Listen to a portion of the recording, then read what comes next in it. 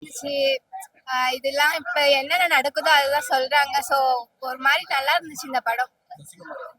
நல்லா பண்ணியிருந்தாங்க. அவர் மட்டும் இல்ல, இங்க நடிச்ச எல்லாருமே நல்லா தான் பண்ணியிருந்தாங்க. கேஸ்டிங் நல்லா இருந்துச்சு. படத்தோட மாரலும் நல்லா இருந்துச்சு.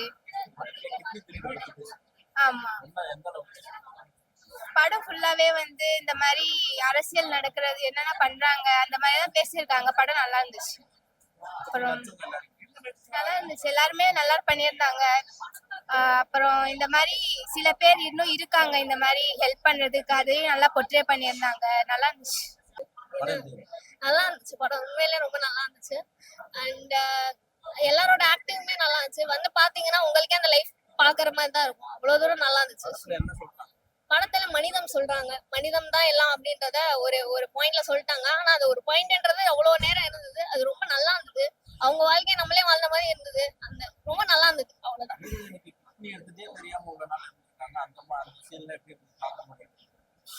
எப்படி என்ன சொன்னது, அது நடக்கிறது தானே. இப்ப எங்க ஊர்லயே நான் 2-3 பேர்லாம் அப்படி பாத்திருக்கேன். இது ஒன்றும் நடக்காததுல அவங்களுக்கு அவங்களோட பேரு என்ன அதுவே தெரியாத இருக்கவங்களுக்கு இதெல்லாம் நடக்கிறது ரொம்ப நாங்க நிறைய பேரே பார்த்திருக்கோம். அதே மாதிரிதான் இதுவும் பார்த்துட்டு நடக்கக்கூடிய விஷயங்கள் தான். அது ஒன்றும் பெரிய விஷயமா எனக்கு தெரியல. ஆனா அவங்க நடக்கக்கூடியதான். அவங்களுக்கு வந்து தெரியாம இருப்பாங்க.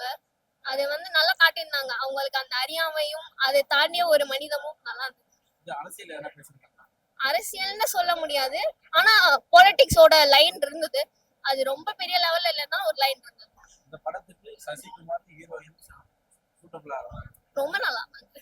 அவங்க நடிச்சது நமக்கே நடிக்கிற மாதிரியே தெரியல. அந்த அளவுக்கு படத்தோட இதா இருந்துச்சு. ரொம்ப நல்லா இருந்தது. கடைசியில அந்த பாட்டு எனக்கே அழுக வந்துருச்சு. சோ அந்த அளவுக்கு அந்த படமும் அந்த பாட்டுல அந்த லைன்ஸும் எனக்கு ரொம்ப பிடிச்சிருச்சு.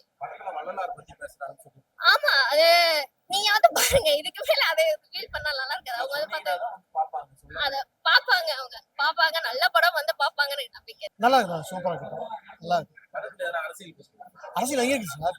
அரசியல் பேசுறாங்களா? அரசியல் நிறைய இருக்கு. நம்ம நிறைய உன்னிப்பா வந்து கவனிச்சோம்னா அரசியல் கண்டிப்பா நிறையவே இருக்கு. ஏன்னா வந்து அந்த குரு சோமசுந்தரம் இருக்காரு பாத்தீங்களா, அவர் கேரக்டர் கொஞ்சம் நல்லா டிஃப்ரெண்டா நல்லா இருக்கும். மக்கள் குத்து பத்திரிகை ஆசிரியர் தான் அவர். அதுவே ஒரு டிஃப்ரெண்டா இருக்கு. ஏன்னா அவர் நடிக்கிற கேரக்டர் எல்லாமே ஒரு டிஃப்ரெண்டா தான் பண்ணுவாரு நம்ம குரு சோமசுந்தரம்.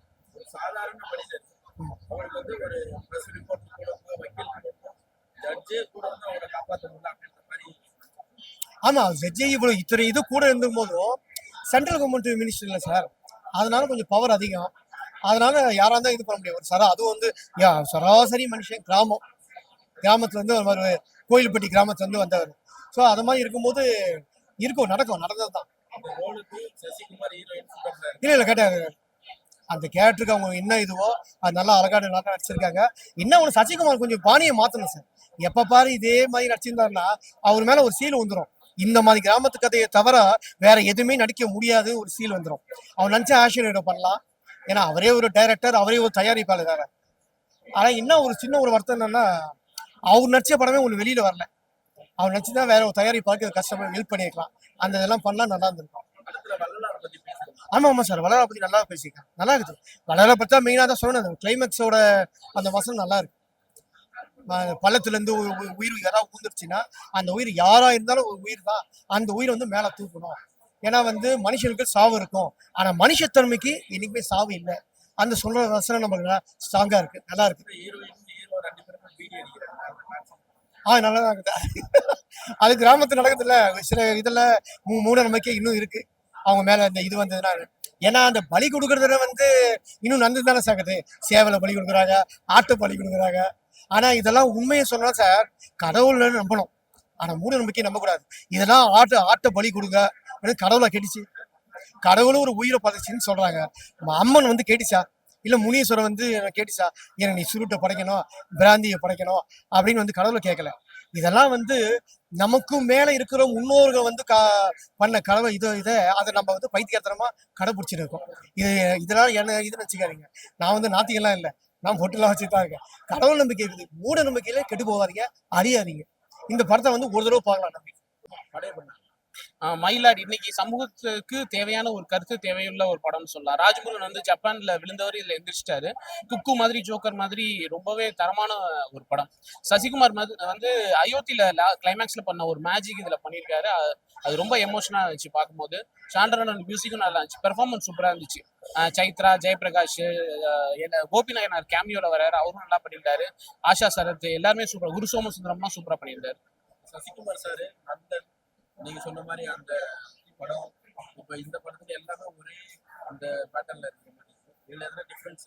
நந்தன்ல இருக்க ரெசம்பிளன்ஸ் கொஞ்சம் இருக்கு. மத்தபடி அவர் எல்லாத்துலயுமே ஒன்னொன்னுலயுமே தனித்தனியான ஒரு அவர் பாடி லாங்குவேஜ் பாக்குறதுக்கு ஒரே மாதிரி தான் இருக்கு. பட் விஜய் சேதுபதி மாதிரி. ஆனா அவரு நடிப்புலயும் சரி, கேரக்டர்லயும் சரி வெரைட்டி காமிச்சிடுறாரு. டூரிஸ்ட் ஃபேமிலி அதுக்கும் இதுக்கும் எந்த சம்பந்தமே இல்லை, அயோத்தி அதுக்கெல்லாம். ஸோ ரெசம்பிளன்ஸ் எங்கேயுமே தெரியல. தனியான யூனிக்கான பெர்ஃபார்மன்ஸா தான் இருந்துச்சு. கிட்னி எடுத்ததே தெரியாத மாதிரி இது முழுக்க முழுக்க இது கிட்னி திருட பத்தின படம். இன்னைக்கு இந்தியாவில இருக்க மிகப்பெரிய பிரச்சனை அது.